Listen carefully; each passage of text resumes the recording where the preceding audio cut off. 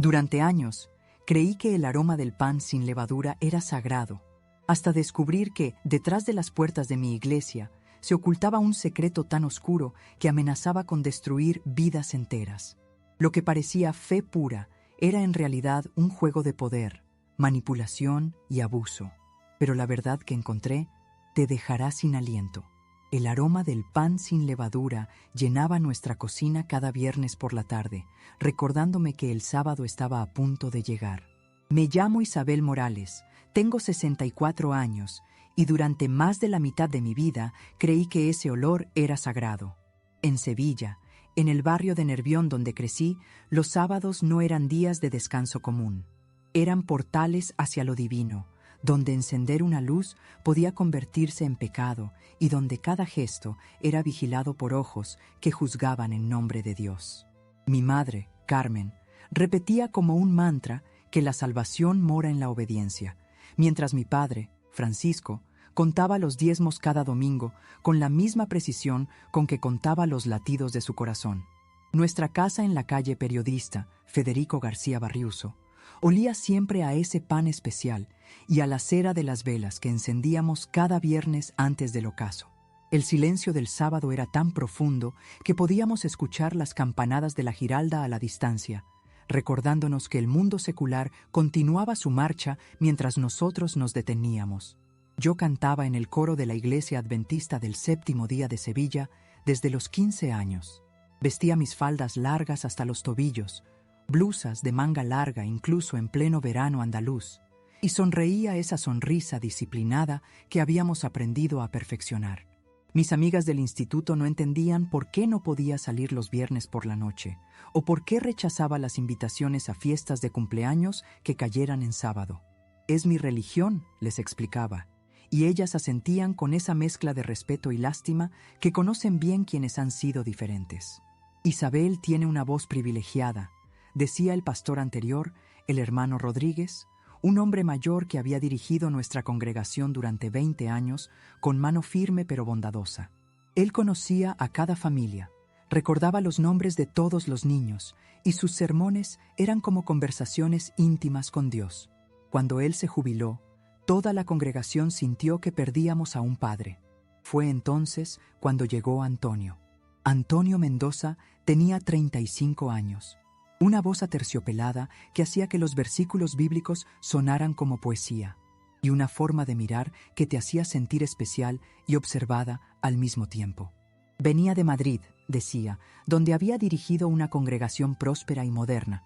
Sevilla necesita un despertar espiritual, declaró en su primer sermón, mientras su mirada recorría lentamente cada rostro en la congregación. Los últimos tiempos exigen pureza absoluta. Sus palabras tenían algo hipnótico. Hablaba de profecías como quien abre portales a mundos secretos, y nosotras, las mujeres del coro, escuchábamos embelesadas mientras él explicaba cómo seríamos el remanente fiel en los días finales. Mi mundo, que había sido monocromático con sus reglas claras y conocidas, pareció llenarse de colores nuevos cuando él llegó.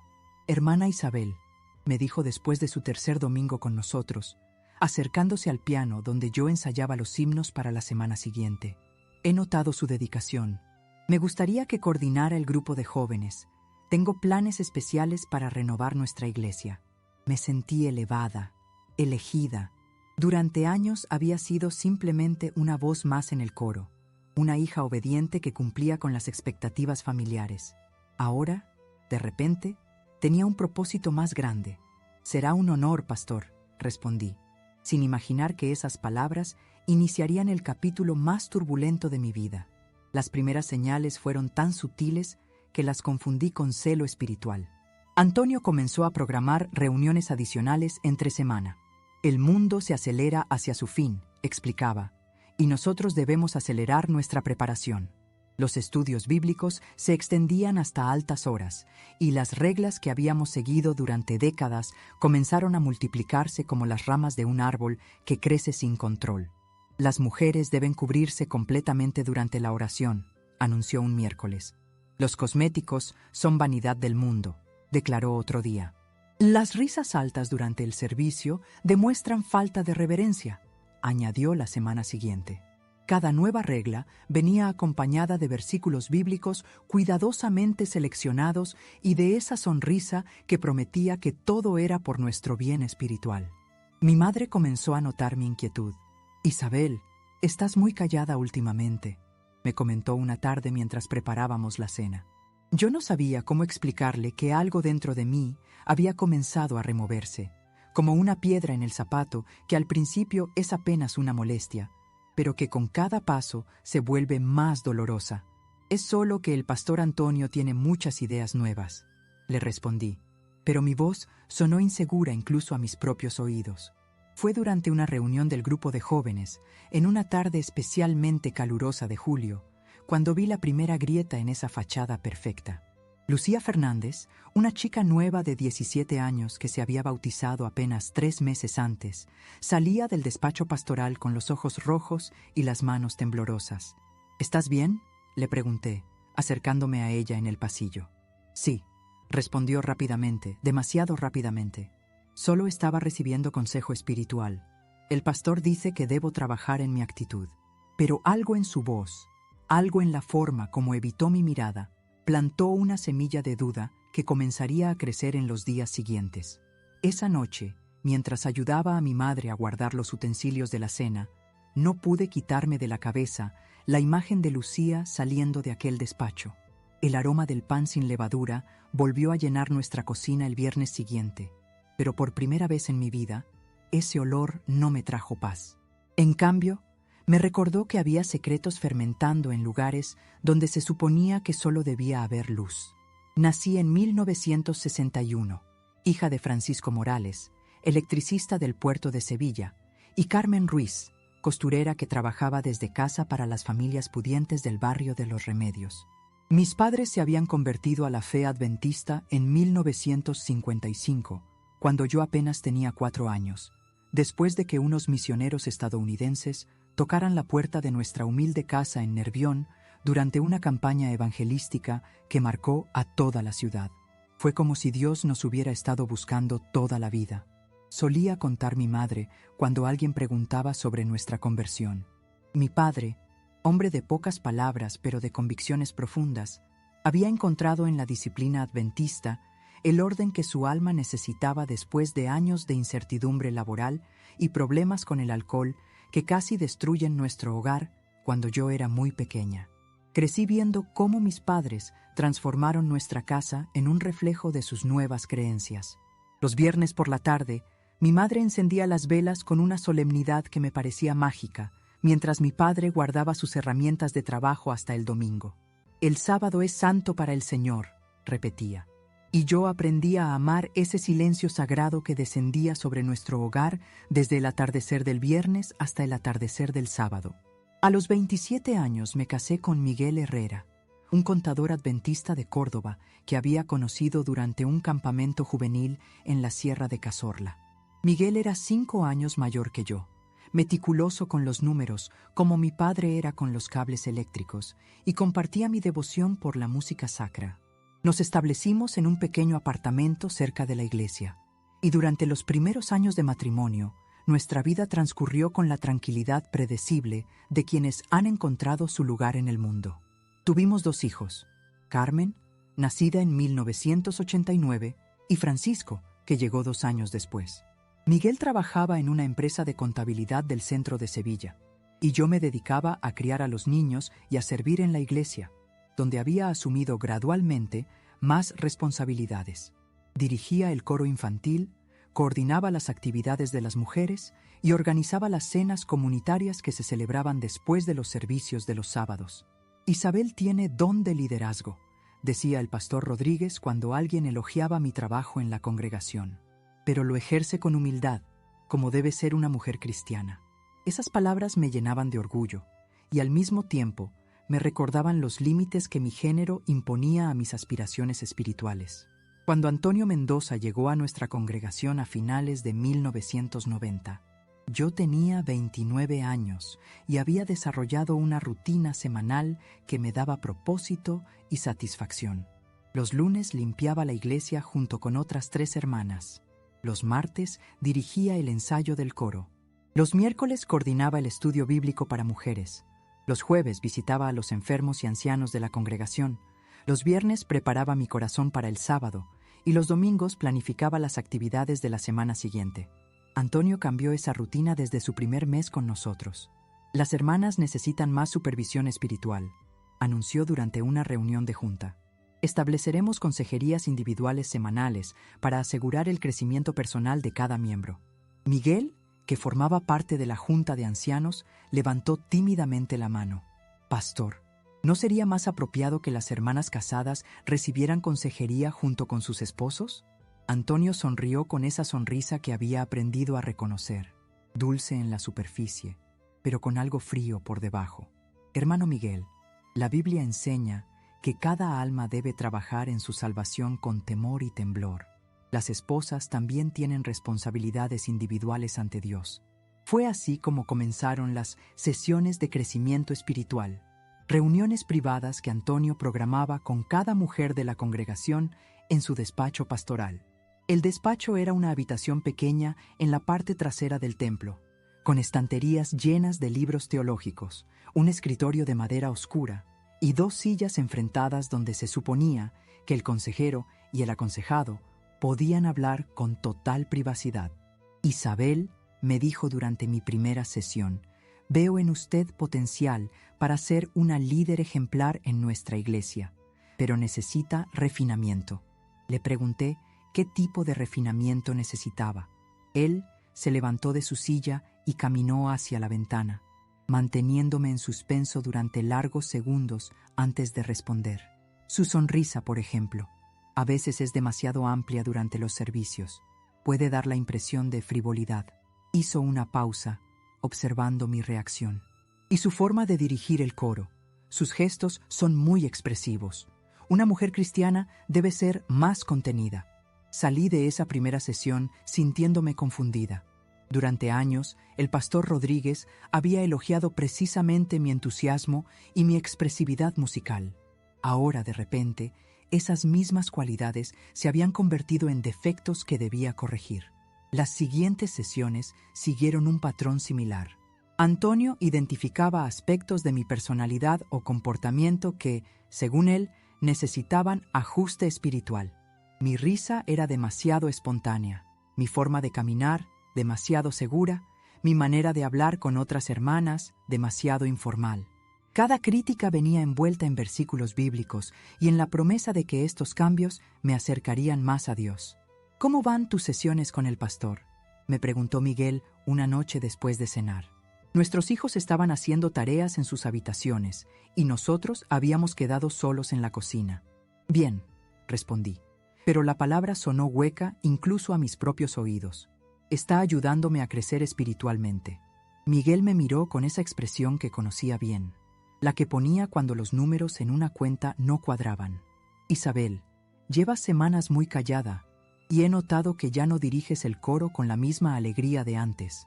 Tenía razón, pero no sabía cómo explicarle lo que estaba sintiendo. Era como si alguien estuviera borrando gradualmente los colores de mi personalidad, dejando solo tonos grises que Antonio consideraba apropiados para una mujer cristiana. Durante este periodo, comencé a observar más atentamente lo que sucedía con otras hermanas de la congregación. Lucía Fernández, la chica joven que había visto salir llorando del despacho, parecía cada día más retraída. María José Torres, una mujer vibrante de 40 años que había sido misionera en África, había comenzado a faltar a los servicios sin explicación aparente.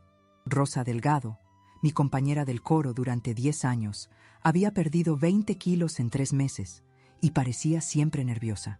«Hermana Rosa», le pregunté después de un ensayo, «¿está todo bien? La veo muy delgada últimamente». Ella miró hacia la puerta del despacho pastoral antes de responder en voz baja. «El pastor me está ayudando con mi gula. Dice que mi cuerpo es templo del Espíritu Santo y que debo disciplinarlo más estrictamente». Esa noche, mientras ayudaba a Carmen y Francisco con sus tareas escolares, no pude concentrarme en las matemáticas y los ejercicios de lengua. En mi mente se repetían las palabras de Rosa y la imagen de Lucía saliendo del despacho con los ojos rojos. «Mamá, ¿estás bien?», me preguntó Carmen, que entonces tenía 11 años. «Pareces preocupada». «Estoy bien, mi amor», le respondí. Pero esa noche, después de que Miguel y los niños se durmieran, me quedé despierta en la cocina, bebiendo manzanilla y tratando de entender qué estaba sucediendo en nuestra iglesia. El cambio en Antonio fue gradual, pero notable. Durante los primeros meses había sido cálido y carismático, saludando a cada familia con entusiasmo genuino. Pero conforme pasaba el tiempo, su comportamiento se volvió más controlador y distante. Comenzó a llegar tarde a los servicios, haciendo que la congregación lo esperara en silencio. Sus sermones se extendían hasta 2 horas, mucho más que los 45 minutos tradicionales, y nadie se atrevía a mostrar signos de cansancio o aburrimiento. El tiempo de Dios no es nuestro tiempo, explicaba cuando alguien mencionaba discretamente la duración de los servicios. Si están impacientes, es porque su espíritu necesita más disciplina. También instituyó un sistema de hermanas observadoras, mujeres mayores de la congregación que debían informarles sobre el comportamiento de las más jóvenes. Ana Castillo, de 60 años, y Esperanza Molina, de 55, se convirtieron en sus principales informantes, anotando quién llegaba tarde, quién hablaba durante el servicio, quién no participaba con suficiente entusiasmo en los cantos. Isabel, me dijo Ana después de un servicio, el pastor quiere que observe más atentamente a las hermanas del coro. Dice que algunas están desarrollando actitudes mundanas.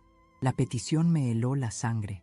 Era la primera vez que me pedían espiar a mis propias amigas, mujeres con las que había compartido años de fe y amistad sincera. Esa noche, mientras Miguel dormía a mi lado, comprendí que algo fundamental había cambiado en nuestra iglesia. Lo que había comenzado como un despertar espiritual se estaba transformando en algo que no sabía nombrar, pero que mi corazón reconocía como peligroso. El aroma del pan sin levadura seguía llenando nuestra cocina cada viernes, pero ya no me traía paz. En cambio, me recordaba que había secretos fermentando en lugares donde se suponía que solo debía haber luz, y que yo estaba siendo invitada a formar parte de esa oscuridad. La primera vez que me negué a cumplir una orden directa de Antonio fue un martes por la tarde de octubre. Me había pedido que entregara una lista con los nombres de las hermanas que mostraban signos de rebeldía espiritual durante los ensayos del coro. La lista incluía a Mercedes García, mi amiga desde la adolescencia, cuyo único pecado había sido sugerir que cantáramos algún himno más alegre de vez en cuando. «Pastor», le dije, manteniendo las manos firmes, aunque mi voz temblara ligeramente, «no me siento cómoda evaluando a mis hermanas de esa manera. Prefiero hablar directamente con ellas si hay algún problema».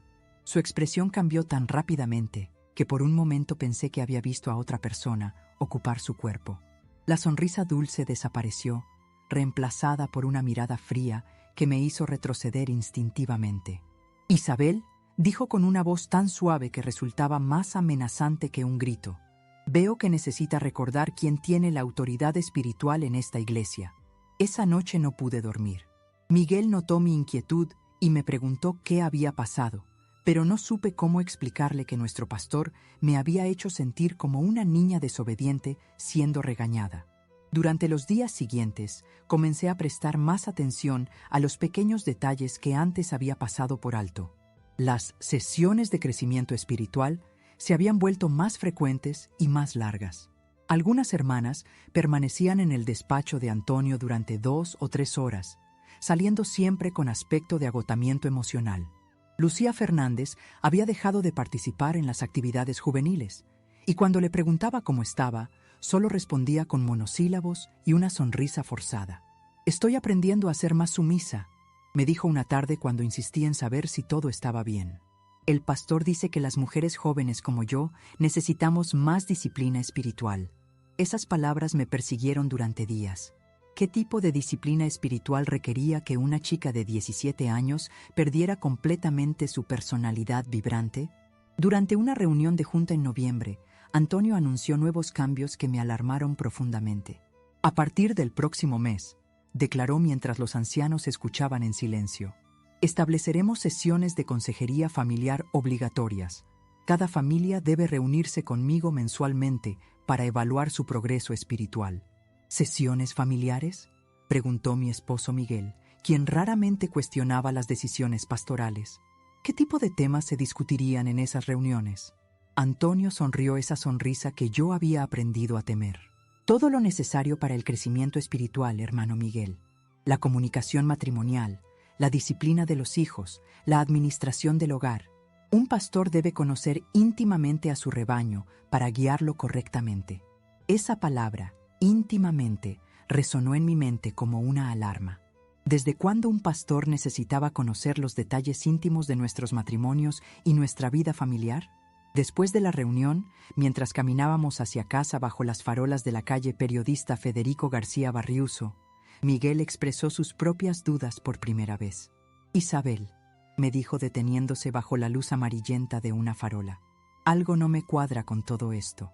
Mi abuelo fue anciano de iglesia durante 30 años y nunca vi que un pastor necesitara saber tanto sobre la vida privada de las familias. Sus palabras me dieron el valor que necesitaba para compartir mis propias preocupaciones. Le conté sobre las listas de hermanas problemáticas, sobre el comportamiento extraño de Lucía, sobre la pérdida de peso alarmante de Rosa, sobre las largas sesiones en el despacho pastoral que dejaban a las mujeres emocionalmente destrozadas. Pero no tengo pruebas concretas, admití. Solo son observaciones y sensaciones. ¿Quién va a creer que un pastor está haciendo algo malo sin evidencia sólida? Miguel me tomó de las manos. Si tus instintos te dicen que algo está mal, tal vez deberíamos empezar a documentar lo que observamos. Esa conversación marcó el inicio de lo que secretamente comenzamos a llamar nuestro archivo. Miguel, con su mentalidad meticulosa de contador, sugirió que lleváramos un registro detallado de fechas, horarios, comportamientos extraños y cambios notables en las personas de la congregación. Compré un cuaderno pequeño que escondía en mi armario, detrás de las sábanas viejas que mi madre me había regalado cuando me casé. Cada noche, antes de dormir, anotaba todo lo que había observado durante el día, las fechas de las sesiones de consejería que se extendían más de lo normal, los nombres de las hermanas que salían llorando del despacho, las nuevas reglas que Antonio implementaba cada semana. 15 de noviembre, escribí una noche. Lucía llegó tarde al ensayo del coro. Cuando le pregunté por qué, dijo que había tenido una sesión especial con el pastor que se extendió más de lo previsto. Tenía los ojos rojos y las manos le temblaban mientras cantaba. 22 de noviembre, anoté días después. Antonio anunció que las mujeres casadas ya no pueden usar pantalones, ni siquiera en casa. Dice que la ropa debe reflejar nuestro rol bíblico en todo momento. Mercedes García preguntó qué pasaría si trabajaban en empleos que requerían pantalones. Antonio respondió que una mujer cristiana verdadera debe encontrar trabajos que no comprometan su feminidad bíblica. Cada entrada en mi cuaderno secreto me revelaba un patrón más claro. Antonio no estaba simplemente siendo estricto con las reglas bíblicas. Estaba creando un sistema de control que abarcaba cada aspecto de nuestras vidas. El punto de inflexión llegó durante la primera semana de diciembre. María José Torres, la exmisionera que había comenzado a faltar a los servicios, apareció en mi puerta un jueves por la tarde. Parecía haber envejecido 10 años en los últimos meses. Su cabello, antes siempre perfectamente peinado, estaba descuidado y había perdido tanto peso que su ropa le colgaba como si fuera 2 tallas más grande. «Isabel», me dijo con voz quebrada, «necesito hablar con alguien y creo que tú eres la única que podría entenderme». La invité a pasar y preparé té de manzanilla mientras ella se sentaba en mi sofá como si tuviera miedo de romperse. Durante la siguiente hora, María José me contó una historia que me heló la sangre. Todo comenzó con las sesiones de consejería, explicó con voz temblorosa. Al principio parecían normales. Antonio me preguntaba sobre mi vida espiritual, mis luchas personales, mis temores. Yo pensaba que finalmente tenía un pastor que se preocupaba genuinamente por mi alma. Hizo una pausa para beber té, pero noté que sus manos temblaban tanto que tuvo que sostener la taza con ambas manos. Después comenzó a preguntarme sobre mi vida íntima con mi esposo. Decía que como mujer que había estado tanto tiempo en el campo misionero, probablemente había desarrollado actitudes demasiado independientes que podían estar afectando mi matrimonio. María José me miró directamente a los ojos antes de continuar. «Isabel», me hizo describir detalles de mi vida matrimonial que jamás pensé que tendría que compartir con nadie. Decía que era necesario para darme consejo bíblico apropiado. Sentí que el estómago se me contraía. «¿Y tu esposo sabía sobre estas conversaciones?» «Esa es la parte más extraña», respondió. Antonio me advirtió que no debía contarle a Ramón sobre nuestras sesiones. Dijo que los hombres no pueden entender ciertos aspectos de la consejería femenina y que si yo hablaba con mi esposo sobre esto, demostraría que no confiaba en la autoridad pastoral. Me quedé en silencio, procesando la enormidad de lo que me estaba contando. Antonio había logrado crear un ambiente donde las mujeres se sentían obligadas a mantener secretos con respecto a sus propios esposos. Pero eso no es todo, continuó María José. Las últimas 3 sesiones han sido diferentes. Me pidió que me arrodillara mientras él oraba por mí. Puso sus manos en mis hombros, después en mi cabeza, después en lugares donde ningún pastor debería tocar a una mujer casada. Las palabras salieron de mi boca antes de que pudiera detenerlas. ¿Te tocó de manera inapropiada? María José asintió con lágrimas corriendo por sus mejillas. Decía que era imposición de manos para sanidad espiritual, que yo tenía demonios de independencia, que necesitaban ser expulsados a través del toque ungido. Me sentí tan confundida, Isabel. ¿Cómo puedes cuestionar algo que se hace en nombre de Dios? Esa noche, después de que María José se fuera y de que Miguel y los niños se durmieran, me quedé despierta en la cocina con mi cuaderno secreto, anotando cada detalle de nuestra conversación. Por primera vez, tenía evidencia concreta de que mis instintos habían estado correctos. Antonio no era simplemente un pastor estricto, era un depredador que usaba su autoridad espiritual para manipular y abusar de las mujeres de nuestra congregación. Tenemos que hacer algo, le dije a Miguel la mañana siguiente mientras desayunábamos. Los niños habían salido temprano para el colegio y teníamos la casa para nosotros solos. ¿Pero qué podemos hacer?, respondió mi esposo. ¿Quién va a creer la palabra de unas cuantas mujeres contra la de un pastor ordenado? Y María José podría negar todo si la presionan. Tenía razón, y eso me frustró profundamente. En nuestra cultura religiosa, la palabra de un pastor tenía un peso casi divino, mientras que las acusaciones de las mujeres podían ser fácilmente descartadas como malentendidos o, peor aún, como intentos de difamar a un hombre de Dios. Durante los días siguientes, comencé a observar a Antonio con una perspectiva completamente nueva. Noté cómo su comportamiento cambiaba dependiendo de quién estuviera presente. Cuando había otros hombres alrededor, era el pastor carismático y respetable que todos admiraban. Pero cuando estaba solo con mujeres, especialmente con las más jóvenes o vulnerables, su demeanor se volvía diferente, más íntimo, más controlador, más invasivo. El domingo siguiente, durante el servicio, observé cómo interactuaba con Lucía durante la oración final. Mientras toda la congregación tenía los ojos cerrados, él se acercó a ella por detrás y puso sus manos en sus hombros de una manera que parecía demasiado personal para ser apropiada. Lucía se tensó visiblemente, pero no se movió. Su entrenamiento religioso le había enseñado que resistirse a la autoridad pastoral era resistirse a Dios mismo. Después del servicio, me acerqué a Esperanza Molina, una de las hermanas observadoras de Antonio. Si alguien había notado comportamientos extraños, sería ella. Esperanza, le dije casualmente mientras ayudábamos a limpiar el salón después del almuerzo comunitario. ¿Has notado algo diferente en la iglesia últimamente? Ella me miró con suspicacia antes de responder. ¿Diferente en qué sentido, Isabel? No sé exactamente, respondí, tratando de sonar casual. Solo siento que el ambiente ha cambiado desde que llegó el pastor Antonio. Esperanza dejó de limpiar y se acercó a mí. Isabel, espero que no estés cuestionando el liderazgo del pastor. Él es un hombre ungido por Dios, y cuestionar su autoridad es muy peligroso espiritualmente. Su respuesta me confirmó que cualquier cuestionamiento abierto sobre Antonio sería inmediatamente reportado a él. Estaba claro que había logrado crear una red de informantes que protegían su autoridad y silenciaban cualquier disidencia. Esa noche, mientras escribía en mi cuaderno secreto, tomé una decisión que cambiaría el curso de todo lo que seguiría. Si las estructuras oficiales de la Iglesia no iban a proteger a las mujeres de nuestra congregación, entonces tendría que encontrar otra manera de documentar y exponer lo que estaba sucediendo. Al día siguiente, fui a una tienda de electrónicos en el centro de Sevilla y compré una pequeña grabadora de bolsillo.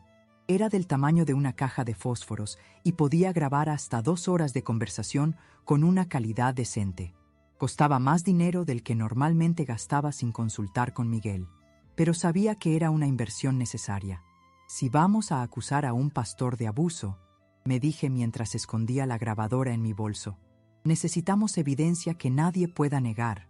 El plan que comencé a formar era simple pero arriesgado.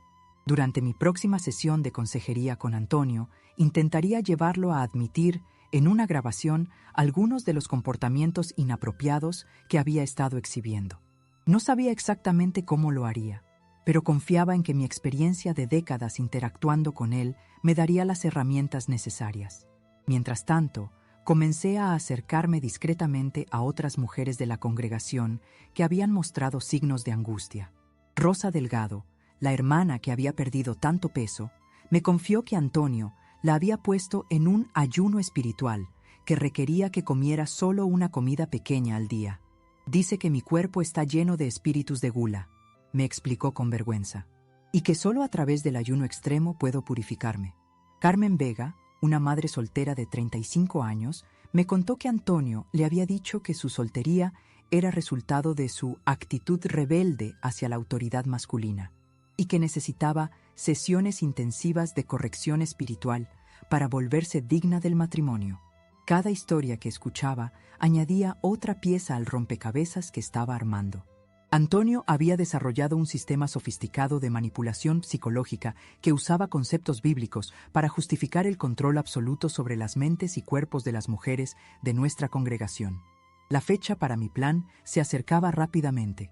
Había programado mi próxima sesión de consejería para el miércoles de la siguiente semana y había pasado días ensayando mentalmente cómo dirigiría la conversación para obtener las admisiones que necesitaba.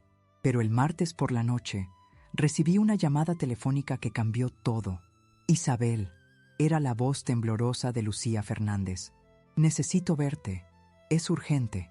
Acordamos encontrarnos en el Parque María Luisa al día siguiente por la mañana, lejos de la iglesia y de los ojos curiosos de las hermanas observadoras. Cuando llegué al punto de encuentro, encontré a Lucía sentada en un banco, abrazándose como si tuviera frío, a pesar del sol andaluz que brillaba sobre nosotras. Isabel, me dijo sin preámbulos, creo que el pastor Antonio planea hacer algo terrible, y creo que tú estás en peligro. Las palabras de Lucía me golpearon como un puño en el estómago. ¿Qué quieres decir con que estoy en peligro? Ella miró nerviosamente alrededor del parque antes de responder. Ayer por la noche, después de mi sesión con el pastor, me quedé escondida en el pasillo porque había olvidado mi Biblia en su despacho. Escuché una conversación telefónica que me heló la sangre. Se detuvo, como si las palabras fueran demasiado pesadas para pronunciarlas. Estaba hablando con alguien sobre ti. Decía que te habías vuelto un problema y que necesitaba neutralizar tu influencia antes de que contaminaras a otras hermanas. Mi mente comenzó a procesar rápidamente las implicaciones de lo que estaba escuchando. ¿Neutralizar mi influencia? ¿Qué significa eso exactamente? No lo sé, respondió Lucía con lágrimas en los ojos, pero también mencionó algo sobre una reunión especial de junta para esta noche. Dijo que después de esa reunión ya no tendrías autoridad para sembrar dudas en la congregación. Comprendí inmediatamente lo que estaba planeando. Antonio iba a usar su influencia con los ancianos para removerme de todas mis posiciones de liderazgo en la iglesia, probablemente acusándome de rebeldía espiritual o de sembrar división. Una vez que perdiera mi posición, mi credibilidad quedaría destruida y cualquier acusación que hiciera contra él sería descartada como el resentimiento de una mujer despechada. Lucía, le dije tomando sus manos temblorosas, necesito que me cuentes todo lo que ha estado pasando en esas sesiones. Todo. Durante la siguiente hora, Lucía me relató una historia que confirmó mis peores temores. Las sesiones de consejería habían evolucionado hacia algo mucho más siniestro que manipulación psicológica. Antonio había comenzado a tocarla de maneras completamente inapropiadas, justificando cada acción con referencias bíblicas sobre purificación y expulsión de demonios. Me dijo que tenía espíritus de seducción que solo podían ser removidos a través de métodos especiales, me explicó con la voz quebrada, y que si yo le contaba a alguien sobre estos tratamientos espirituales, demostraría que estaba poseída y tendría que ser expulsada de la iglesia. Las piezas del rompecabezas finalmente encajaron completamente en mi mente. Antonio no era solo un manipulador, era un depredador sexual que había perfeccionado un sistema para acceder a mujeres vulnerables bajo el pretexto de autoridad religiosa.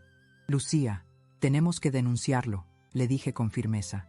Lo que te está haciendo es un delito, no importa cómo lo justifique con versículos bíblicos. ¿Pero quién nos va a creer?, respondió ella desesperada. Él es el pastor. Yo soy solo una chica joven. Dirán que me lo inventé o que lo malinterpreté. Tenía razón, pero en ese momento tomé la decisión más valiente y más aterradora de mi vida. Entonces vamos a conseguir pruebas que nadie pueda negar. Le expliqué mi plan con la grabadora. Lucía podía programar una sesión de emergencia con Antonio esa misma tarde, antes de la reunión de junta.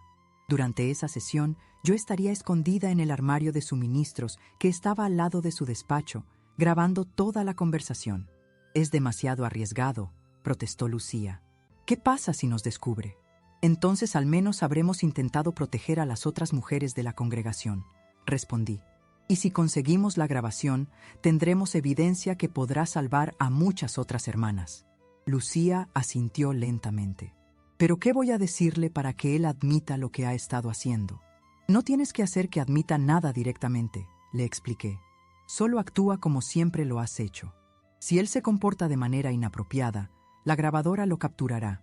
Eso será suficiente. Regresamos a nuestras casas para prepararnos. Yo pasé la tarde ensayando mentalmente cada detalle del plan, verificando que la grabadora funcionara correctamente y preparándome psicológicamente para lo que podría escuchar. A las 5 de la tarde llegué a la iglesia antes que Lucía. El edificio estaba vacío, como habíamos planeado. Me dirigí directamente al armario de suministros, que por suerte no tenía cerradura. Era un espacio pequeño y claustrofóbico, lleno de materiales de limpieza y equipos viejos, pero desde allí podía escuchar claramente lo que sucedía en el despacho pastoral. Lucía llegó pocos minutos después. Escuché sus pasos nerviosos en el pasillo y su toque suave en la puerta del despacho de Antonio. «Adelante», escuché la voz familiar del pastor. «Pastor», dijo Lucía con voz temblorosa pero audible, «necesitaba hablar con usted urgentemente. He estado teniendo pensamientos terribles desde nuestra última sesión». «Por supuesto, hermana Lucía. Siéntate y cuéntame qué te está perturbando». Activé la grabadora y contuve la respiración. Durante los primeros minutos, la conversación sonó como cualquier sesión de consejería normal. Antonio preguntaba sobre los pensamientos impuros de Lucía, y ella respondía con las palabras que habíamos ensayado. Pero gradualmente, el tono de Antonio comenzó a cambiar. Su voz se volvió más suave, más íntima, más controladora. «Lucía, como te he explicado antes, estos espíritus de impureza requieren métodos especiales de expulsión. Necesito que te arrodilles para que pueda orar por ti apropiadamente». Escuché el sonido de una silla moviéndose y después la voz de Antonio mucho más cerca del micrófono. «Muy bien, ahora cierra los ojos y déjame poner mis manos sobre ti para canalizar el poder de Dios». Lo que siguió fue exactamente lo que habíamos esperado documentar, pero escucharlo en tiempo real me llenó de una furia que nunca había experimentado. Antonio comenzó a tocar a Lucía de maneras completamente inapropiadas, justificando cada acción con referencias a puntos de presión espiritual y expulsión de demonios de lujuria. «Pastor, no me siento cómoda con esto», dijo Lucía con voz temblorosa, siguiendo perfectamente el guión que habíamos preparado. «Lucía», respondió Antonio con esa voz suave pero amenazante que yo conocía muy bien. «Si resistes estos métodos de sanidad, demuestras que los demonios tienen control sobre ti. ¿Quieres que tenga que reportar a los ancianos que eres incorregible? No, pastor, pero... Entonces confía en mi autoridad espiritual. Dios me ha ungido para liberar a las mujeres de esta congregación de sus ataduras carnales. Lo que estoy haciendo es santo, aunque tu mente carnal no pueda comprenderlo». Era exactamente lo que necesitábamos. Antonio había admitido claramente que estaba tocando a Lucía de maneras que ella no quería y había usado amenazas espirituales para obligarla a someterse. Más importante aún, Había mencionado que hacía lo mismo con otras mujeres de la congregación.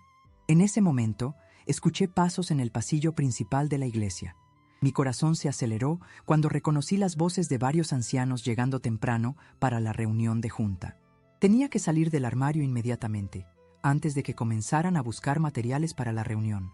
Apagué la grabadora, la guardé en mi bolso y esperé hasta que las voces se alejaran hacia la sala de reuniones.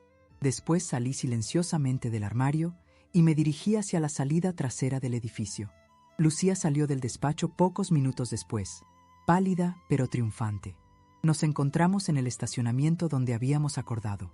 ¿Lo conseguiste?, me preguntó con voz urgente. «Lo conseguimos», respondí, tocando mi bolso donde estaba guardada la evidencia que cambiaría todo. Ahora tenemos que decidir qué hacer con esto.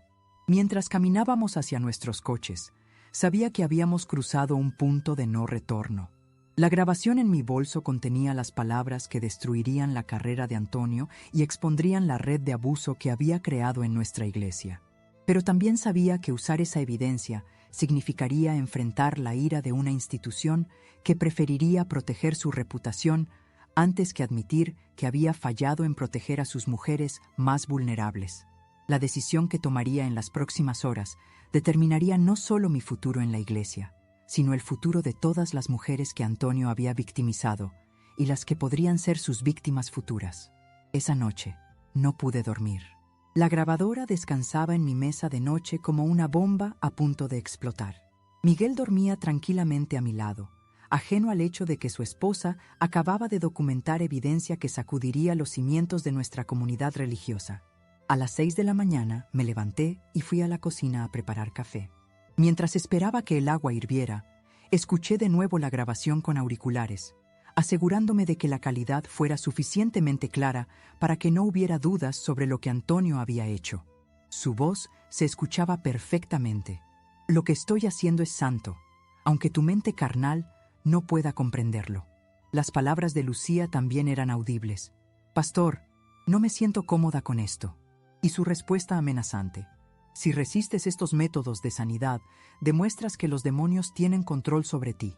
Era evidencia irrefutable de manipulación psicológica y abuso de autoridad.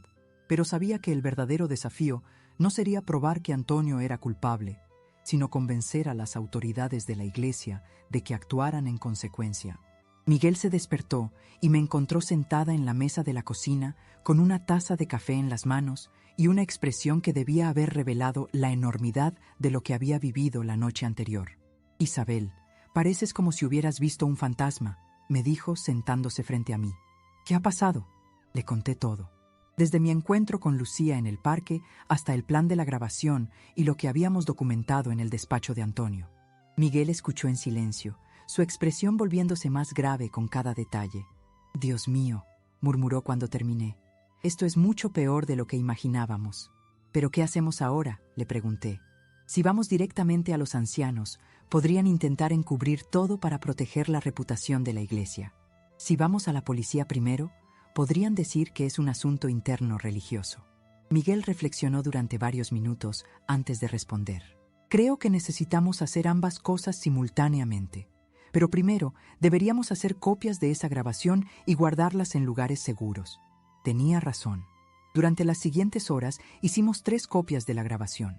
Una la guardamos en la caja fuerte de nuestro banco, otra se la dimos a mi hermana Teresa que vivía en Madrid y la tercera la conservé conmigo. También decidimos contactar a un abogado antes de tomar cualquier acción oficial. Miguel conocía a un abogado llamado Carlos Mendoza, sin relación con Antonio, que se especializaba en casos de abuso y que había manejado situaciones similares en otras instituciones. «Señora Morales», me dijo el abogado después de escuchar la grabación en su oficina esa misma tarde, «tiene usted evidencia muy sólida de abuso de autoridad y posible agresión sexual, pero debe prepararse para una batalla difícil». «¿Qué tipo de batalla?», pregunté. «Las instituciones religiosas tienen formas muy sofisticadas de protegerse cuando enfrentan este tipo de acusaciones», explicó. «Probablemente van a cuestionar sus motivaciones, van a decir que malinterpretó la situación, van a sugerir que usted tenía rencor personal contra el pastor». Sus palabras me confirmaron lo que ya sabía en mi corazón. Exponer a Antonio no sería simplemente cuestión de presentar evidencia, Sería cuestión de sobrevivir a un sistema diseñado para proteger a los abusadores y silenciar a las víctimas. Pero tenemos algo a nuestro favor, continuó el abogado. La grabación es muy clara, y si otras mujeres están dispuestas a testificar, tendremos un caso muy fuerte. Esa tarde, contacté discretamente a María José Torres, Rosa Delgado y Carmen Vega. Les expliqué lo que habíamos documentado y les pregunté si estarían dispuestas a contar públicamente sus propias experiencias con Antonio. María José fue la primera en responder afirmativamente. Isabel, llevo meses sintiendo que mi silencio está permitiendo que él lastime a otras mujeres. Si tienes evidencia concreta, estoy dispuesta a hablar. Rosa fue más reticente. ¿Pero qué va a pasar con nuestras familias? Mi esposo es diácono en la iglesia. Si hablo contra el pastor, podrían expulsarnos a todos. Rosa, le dije gentilmente, si no hablamos ahora, ¿cuántas otras mujeres van a sufrir lo que tú has sufrido? Carmen Vega expresó preocupaciones similares, pero finalmente acordó que el bienestar de las mujeres vulnerables era más importante que mantener la paz en la congregación. El viernes por la mañana, 5 días después de la grabación, decidimos actuar. Nuestro plan era presentar la evidencia simultáneamente a las autoridades de la iglesia y a la policía, para evitar que cualquiera de las dos instituciones pudiera encubrir el caso.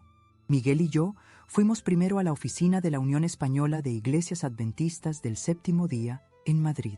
Era una decisión arriesgada, porque estábamos saltando por encima de los ancianos locales que técnicamente deberían haber sido nuestro primer recurso. Pero sabíamos que algunos de esos ancianos estaban demasiado influenciados por Antonio para ser objetivos. El presidente de la Unión, el pastor Eduardo Navarro, era un hombre de 60 años con reputación de integridad y justicia. Nos recibió en su oficina con cortesía, pero también con visible preocupación por la naturaleza de nuestra visita. Pastor Navarro, comencé, hemos venido a presentar evidencia de comportamiento inapropiado por parte del pastor Antonio Mendoza en nuestra congregación de Sevilla. Le entregamos una copia de la grabación y un documento escrito que detallaba todas nuestras observaciones y preocupaciones. También incluimos los testimonios escritos de María José, Rosa y Carmen. El pastor Navarro escuchó la grabación con una expresión que pasó de sorpresa a horror a indignación. Cuando terminó, se quedó en silencio durante varios minutos largos. Esto es extremadamente grave, dijo finalmente. Si estos alegatos son ciertos, el pastor Mendoza ha violado completamente su ordenación ministerial y ha traicionado la confianza sagrada que se deposita en los líderes religiosos. ¿Qué va a pasar ahora?, preguntó Miguel. Inmediatamente suspenderemos al pastor Mendoza de todas sus funciones ministeriales mientras se lleva a cabo una investigación completa, respondió el pastor Navarro. Y vamos a recomendar que ustedes presenten estos alegatos también a las autoridades civiles. Su reacción me dio esperanza. Al menos el liderazgo superior de la Iglesia estaba tomando las acusaciones en serio y no intentando encubrirlas. Esa misma tarde fuimos a la comisaría de policía de Sevilla para presentar una denuncia formal. El inspector que nos atendió, un hombre llamado González con experiencia en casos de abuso, también escuchó la grabación y tomó nuestras declaraciones detalladas. Señora Morales, me dijo, lo que han documentado constituye evidencia de abuso psicológico y posible agresión sexual. Vamos a abrir una investigación criminal inmediatamente. Durante el fin de semana, mientras esperábamos que se desarrollaran los eventos oficiales, nuestra comunidad religiosa se convirtió en un hervidero de rumores y especulaciones. Alguien había filtrado información sobre la suspensión de Antonio, y las reacciones fueron exactamente las que habíamos anticipado. Esperanza Molina, una de las hermanas observadoras de Antonio, comenzó una campaña susurrante para desacreditar nuestras acusaciones. Isabel siempre fue celosa de la autoridad del pastor. La escuché decir, después del servicio del sábado, que dirigió un pastor temporal enviado desde Madrid. Ana Castillo, la otra informante de Antonio, fue aún más directa. Estas mujeres están siendo usadas por Satanás para destruir la obra de Dios, declaró durante el estudio bíblico del miércoles. Pero también hubo reacciones que me dieron esperanza. Varias mujeres jóvenes de la congregación se acercaron discretamente para agradecerme por haber tenido el valor de hablar. Yo también me sentía incómoda con el pastor, me confió una chica de 19 años, pero pensaba que era mi culpa por tener pensamientos carnales. La división en la congregación era profunda y dolorosa. Aproximadamente la mitad de los miembros apoyaban nuestra decisión de exponer a Antonio, mientras que la otra mitad nos veían como traidoras que habían destruido la reputación de un hombre de Dios. Mi propia familia extendida también se dividió. Mi hermano mayor, que había sido adventista durante 30 años, me dijo que había traído vergüenza sobre toda la familia. Pero mi hermana Teresa me llamó desde Madrid para expresar su orgullo por mi valor. Isabel, me dijo durante una conversación telefónica que me hizo llorar. Lo que has hecho no solo ha protegido a las mujeres de tu iglesia, ha enviado un mensaje a todos los abusadores en posiciones de autoridad religiosa de que las mujeres ya no van a sufrir en silencio. 2 semanas después de presentar las denuncias, recibimos noticias que confirmaron que habíamos tomado la decisión correcta. La investigación había revelado que Antonio tenía un historial de comportamientos similares en 2 congregaciones anteriores en Madrid y Valencia. En ambos casos, las acusaciones habían sido silenciadas a través de transferencias discretas y acuerdos de confidencialidad. Su pastor era un depredador serial, nos informó el inspector González.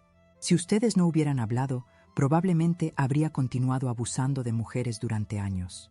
La investigación también reveló que Antonio había falsificado algunas de sus credenciales ministeriales y que había estado utilizando fondos de la iglesia para gastos personales no autorizados.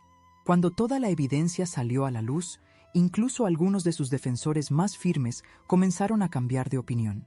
Nunca pensé que algo así pudiera pasar en nuestra iglesia, me dijo un anciano que inicialmente había cuestionado nuestras motivaciones. Pero el costo personal de nuestra decisión fue significativo. Varias familias que habían sido amigas durante décadas cortaron toda relación con nosotros. Perdimos nuestro círculo social principal y tuvimos que encontrar una nueva congregación adventista en otra parte de la ciudad. Sin embargo, mientras reflexionaba sobre todo lo que habíamos perdido y ganado, sabía que habíamos tomado la única decisión que nos permitiría mirarnos al espejo con respeto propio. 3 años han pasado desde aquella tarde, cuando escuché por primera vez la voz quebrada de Lucía diciéndome que necesitaba hablar conmigo. Mientras escribo estas líneas en mi nueva casa en el barrio de Triana, puedo ver el Guadalquivir desde mi ventana, y su corriente constante me recuerda que la vida, como el río, siempre encuentra su camino hacia adelante. Antonio Mendoza fue condenado a 4 años de prisión por abuso de autoridad y agresión sexual. La sentencia fue confirmada en apelación el año pasado. Durante el juicio, 8 mujeres más se atrevieron a testificar sobre experiencias similares que habían vivido con él.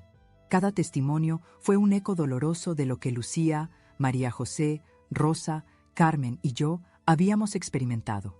Su valor para hablar la verdad salvó a muchas mujeres futuras, me dijo la fiscal durante la lectura de la sentencia. Esas palabras resonaron en mi corazón como una confirmación de que habíamos tomado la decisión correcta, a pesar de todo lo que nos había costado. La Iglesia Adventista del Séptimo Día implementó nuevos protocolos de seguridad en todas sus congregaciones españolas como resultado directo de nuestro caso. Ahora existe una línea telefónica confidencial para reportar abusos. Las sesiones de consejería deben tener puertas abiertas o la presencia de un testigo. Y se requiere capacitación anual sobre prevención de abuso para todos los líderes religiosos. Nunca más debe pasar algo así en nuestras iglesias, declaró el pastor Navarro durante una conferencia de prensa que se transmitió en toda España. Su compromiso público con la reforma me dio esperanza de que nuestra dolorosa experiencia había producido cambios que protegerían a futuras generaciones de mujeres. Miguel y yo encontramos una nueva congregación adventista en el barrio de Macarena, donde el pastor, una mujer llamada Elena Rodríguez, dirige la iglesia con un estilo completamente diferente. Sus sermones hablan de amor en lugar de miedo, de gracia en lugar de control, de comunidad en lugar de jerarquía rígida. Hermana Isabel, me dijo después de nuestro primer servicio en su iglesia, he oído sobre su valentía.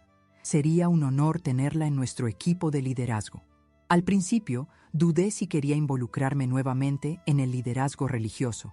Las heridas emocionales de nuestra experiencia anterior aún estaban sensibles, pero gradualmente comprendí que mi llamado no era alejarme de la fe, sino ayudar a transformarla en algo más saludable y seguro. Ahora coordino un ministerio de apoyo para mujeres que han experimentado abuso en contextos religiosos.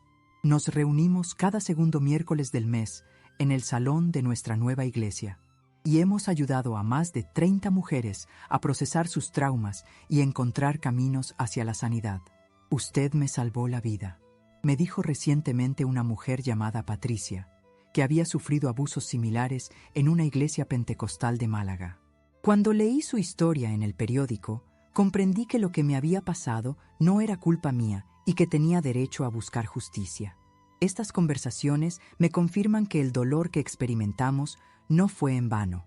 Cada mujer que encuentra el valor para hablar, cada mujer que escapa de una situación abusiva, cada mujer que aprende a confiar nuevamente en su propia voz, representa una victoria sobre los sistemas que intentan silenciar a los vulnerables.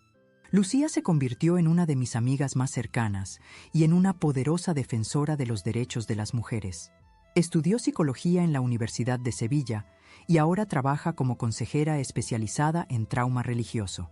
Si no hubiera sido por su ejemplo, me dijo durante su graduación, nunca habría encontrado mi propósito en la vida. María José Torres se mudó a Barcelona con su esposo, donde fundaron una organización sin fines de lucro que capacita a líderes religiosos sobre prevención de abuso. Su trabajo ha sido reconocido por el gobierno catalán como un modelo para toda España. Rosa Delgado recuperó su peso saludable y su personalidad vibrante. Ahora dirige un grupo de apoyo para mujeres que han sufrido trastornos alimentarios relacionados con manipulación religiosa. Aprendí que mi cuerpo es un regalo de Dios, me dijo recientemente, y que nadie tiene derecho a usar la religión para hacerme sentir culpable por existir. Carmen Vega se casó 2 años después del juicio con un hombre maravilloso que conoció en un curso de fotografía. Su boda fue una celebración de libertad y amor genuino, muy diferente a los matrimonios controlados que Antonio había intentado orquestar para las mujeres jóvenes de nuestra antigua congregación. Mis hijos, Carmen y Francisco, ahora adolescentes, han aprendido lecciones valiosas sobre integridad y valor a través de nuestra experiencia. Mamá, me dijo Francisco hace poco, estoy orgulloso de tenerte como madre. Me has enseñado que hacer lo correcto es más importante que ser popular. Su respuesta me recordó que nuestras acciones no solo protegen a otros, sino que también moldean el carácter de las próximas generaciones. Carmen, ahora de 14 años, ha decidido estudiar Derecho porque quiere defender a gente que no puede defenderse sola, inspirada por lo que vivimos como familia. Los sábados siguen siendo sagrados en nuestra casa, pero ahora tienen un significado completamente diferente. En lugar de ser días de miedo y vigilancia, son días de descanso genuino, reflexión pacífica y gratitud por la libertad que hemos encontrado. Cada viernes por la tarde, cuando el aroma del pan sin levadura llena nuestra nueva cocina, ya no siento la ansiedad del pasado.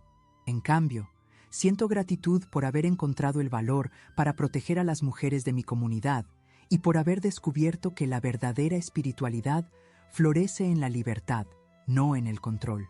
Fue necesario perder una religión falsa para encontrar una fe verdadera, le dije a Miguel durante una caminata por el Parque María Luisa el domingo pasado. Y fue necesario atravesar la oscuridad para apreciar realmente la luz, respondió él, tomando mi mano de la manera cariñosa que ha caracterizado nuestro matrimonio durante todos estos años. Hoy, mientras el sol de Sevilla se filtra a través de las cortinas de mi estudio y las campanas de la Giralda marcan las 10 de la mañana, puedo decir con certeza que elegir la verdad sobre la comodidad, la justicia sobre la paz falsa y el amor sobre el miedo fueron las decisiones más importantes de mi vida. A las mujeres que lean esta historia y reconozcan elementos de su propia experiencia, quiero decirles, su voz importa, su intuición es válida, y nunca es demasiado tarde para buscar ayuda.